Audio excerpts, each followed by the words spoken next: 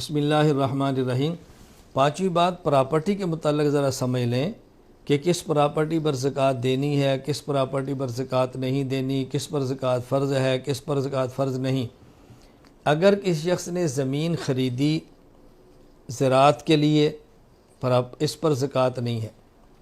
کسی شخص نے زمین خریدی اپنا مکان بنانے کے لیے، اس پر بھی زکوٰۃ نہیں۔ کسی شخص نے مکان خریدا رہنے کے لیے، اس پر بھی زکوٰۃ نہیں۔ کسی شخص نے مکان خریدا کہ اس مکان کو میں آگے کرائے پر دوں گا، اس پر بھی زکوٰۃ نہیں۔ کسی شخص نے دکان خریدی کہ میں اس دکان میں سامان رکھ کے خود تجارت کروں گا، اس پر بھی زکوٰۃ نہیں۔ کسی شخص نے دکان خریدی اس نیت سے کہ میں اس دکان کو کرائے پر دوں گا، اس پر بھی زکوٰۃ نہیں۔ زکوٰۃ اس وقت آئے گی جب آدمی زمین خریدے بیچنے کی نیت سے اور پھر وہ نیت برقرار بھی رہے، مکان خریدے بیچنے کی نیت سے اور وہ نیت برقرار بھی رہے، دکان خریدی ہو بیچنے کی نیت سے پھر وہ نیت برقرار بھی رہے۔ کیا مطلب؟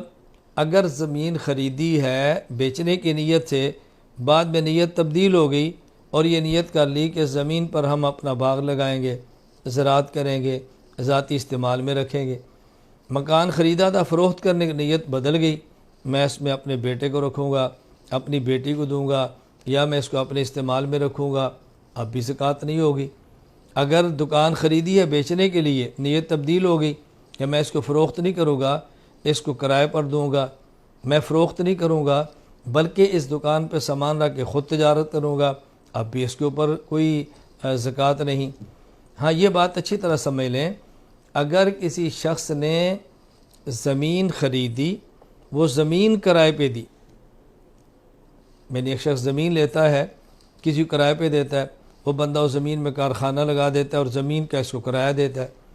اسی طرح کس شخص نے دکان خریدی اور دکان کرائے پہ دی، یا دکان بنائی اور کرائے پہ دے دی، مکان بنایا اور کرائے پر دے دیا، زمین کرائے پہ دی، مکان کرائے پہ دیا، دکان کرائے پہ دی، کسی کے پاس اپنی ذاتی بس ہے، کسی کو کرائے پہ دی، اپنی ذاتی کار ہے وہ کرائے پہ دی، یہ مال تجارت نہیں، اس پر زکوٰۃ نہیں۔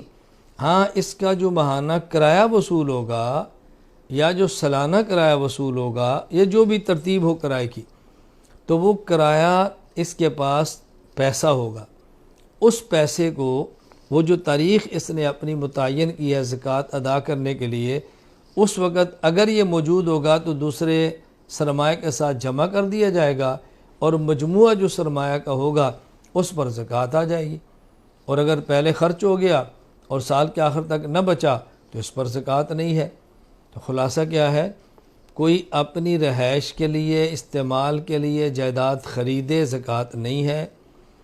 اگر جائیداد خریدے اور کرائے پر دے تو اس جائیداد پر زکوٰۃ نہیں ہے، وہ کرایہ ایسے ہے جیسے اور پیسے آپ کے پاس ہے، یہ بھی آپ کے پاس پیسہ ہے، اس پیسے کو حساب کریں اور باقی نصاب کے ساتھ جمع کر لیں۔ تو اس بات کو ذہن نشین فرما لیں، آپ کو خود ہی اندازہ ہو جائے گا کس پراپرٹی پر زکوٰۃ فرض اور کس پراپرٹی پر زکوٰۃ فرض نہیں۔ تو اس مسئلے کو اچھی طرح ذہن نشین فرما لیں۔